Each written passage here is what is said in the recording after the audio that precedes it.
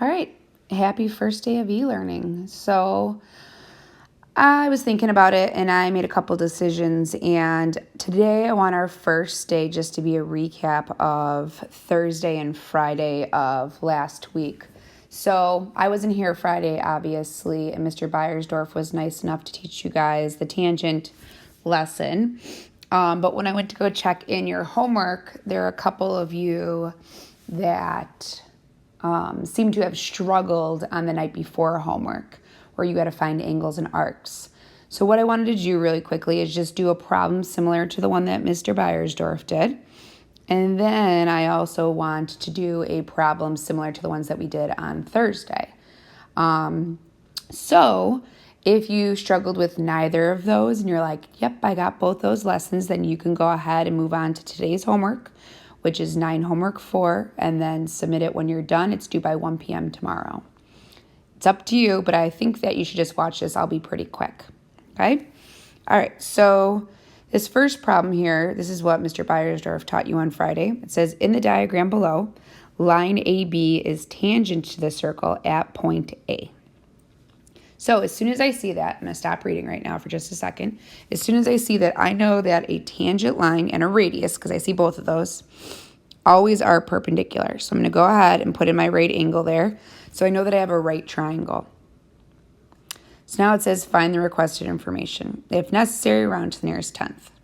So that's telling you that one or both of your answers might be decimal answers. Don't worry about it if they are. Okay. So first thing I notice I need to find is I need to find AB. So I can put X there if I want. Or I can call it side C if I want to. All right, the other thing that I notice is that the radius is 9, right? So then I look and I say, are there any other radii in my circle? And I see CD is a radius in my circle, so I can also label it 9 centimeters. Then I notice that this side right here, I know the whole thing. It's not labeled, so I'm going to label it. So I'm going to say side CB is 41 centimeters. So now I look at it and I say, hey, I have a right triangle where I have 2 sides and I'm just missing 1. What can I use to solve for X? You guessed it, Pythagorean Theorem.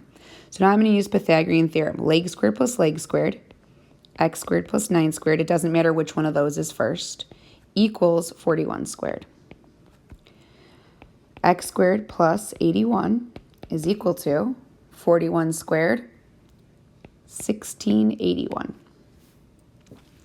All right, now I just need my last 2 steps to solving for X. So first, subtract 81 from both sides. I have X squared is equal to 1600. And then last but not least, I'm going to square root. Now remember, in algebra, we square root plus or minus. Oops. But this is going to be the length of a side. So I'm just going to square root, knowing that I'm not going to get a negative answer. That gives me X equals 40 centimeters. So now I can erase this. I can put 40 centimeters here. And then I can see that I have AB, 40 centimeters. Now I need angle B. So I'm going to change my color here so we can see what I'm doing. I need angle B, which is right there. Now remember, this is a right triangle, so I can use SOHCAHTOA to solve for angle B. I have opposite, adjacent, and hypotenuse, so I can pick any ones that I want. Usually I pick tangent, so I'm going to stick with that. So I know this side is opposite, and I know, no, actually I'm going to use sine. I changed my mind. So I'm going to use opposite and hypotenuse. I don't usually use tangent. I just sometimes use tangent. I could have used tangent if I use this 40 over here, but I'm just going to choose O and H. Okay, so now I'm going to write my equation. I have sine of B degrees is equal to opposite, which is 9, over hypotenuse, which is 41. Now I can solve for angle B. How do I get an angle by itself? Sine inverse. Good. I need to get rid of that sine. So I'm going to sine inverse both sides. Make sure you write sine inverse before the 9 over 41. And now I can pick up my calculator and get my answer. So let me type this in my calculator. Give me a second. You can try typing it in yours also to make sure we get the same answer. All right, and I got 12.68038349. So I got a decimal answer, so now I have to look back and say, oh yeah, it said round to the nearest tenth. So I have 12.7 degrees. 12.7 degrees. And there's my answer. All right, so that's what Mr. Beiersdorf worked with you on. It was a review of Pythagorean Theorem and SOHCAHTOA, so hopefully you didn't struggle with that. All right, so now here's a review of Friday's lesson. So let's go ahead and start working on this one. So I tried to order A through I and like what I would find first through last, but that is up to you. Okay, so I'm going to start with, I see that I can easily get angle A. Now, before I actually do this, let's recap. I taught you about two different types of angles in a circle. So let me draw my two circles right here.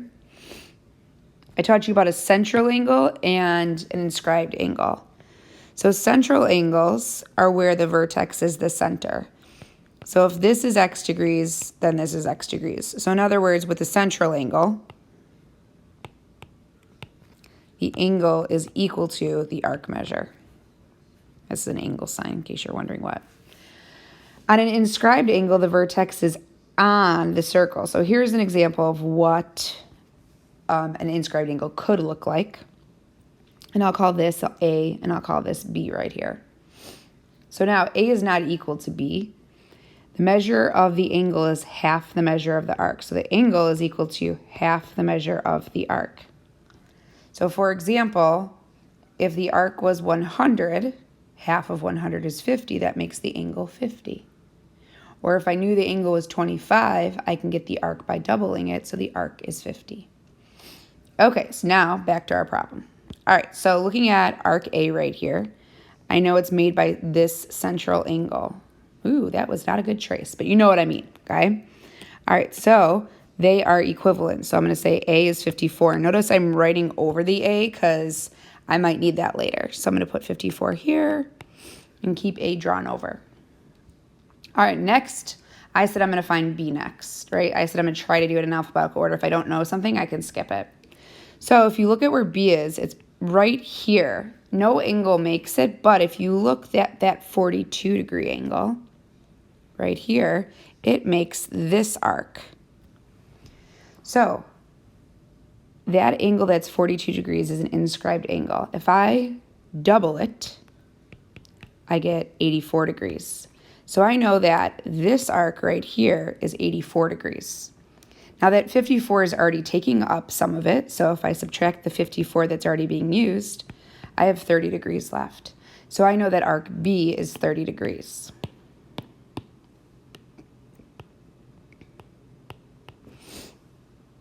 Okay, let's keep going here. Next, I said I'm going to find C. Now, C is pretty easy, and I think most people would probably maybe even find C first. There's a straight line right here. Straight lines are 180 degrees, so this angle right here is 180. If I do 180 minus 54, I get that that angle is 126 degrees. 126 degrees. Okay, I should probably add those two. So B is 30 degrees, C is 126. All right, let's move on to D.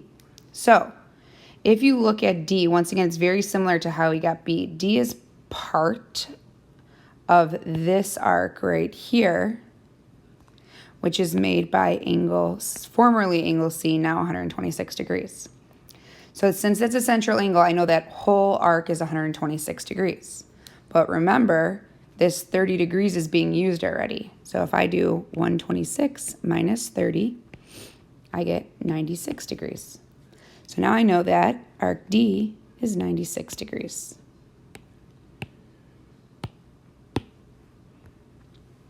Okay, so I'm going to add that over here. Oops, I'm going to add that over here. All right, next I said you can get E.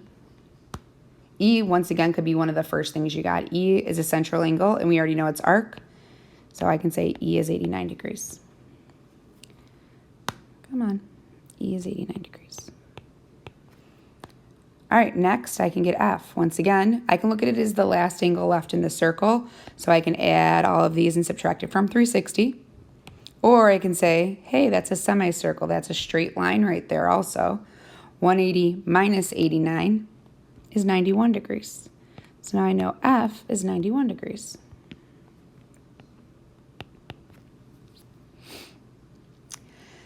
G is my last arc, so once again, I could, if I wanted to, add this plus this plus this plus this and subtract it from 360, which is the longer way, so I'm going to choose not to do that. I'm going to say, hey, there's a central angle right here, which is 91, so this arc G has to be the same thing, so G is also 91. Last but not least, I have these two angles. If you look at what's special about these two angles, they're in a triangle. What kind of triangle is that? It's not a right triangle, because that's 91 degrees. So what kind of triangle is it? So I look and I say, hey, using my vocab, what is this? Hey, using my vocab, what is this? Hopefully you answered with they're both radii, and the radii have to be all congruent in the same circle. So this piece is congruent to this piece. So now I can see that I have an isosceles triangle, and in an isosceles triangle, I know the two base angles are congruent. So now let's find our last two angles, H and I. I'm going to do 180 minus 91, which is 89 degrees. So now I have to take that 89 degrees and break it into the two angles that are left over, because remember, they're both the same, and I want to make sure that I'm equally dividing it. So that gives me 44.5 degrees.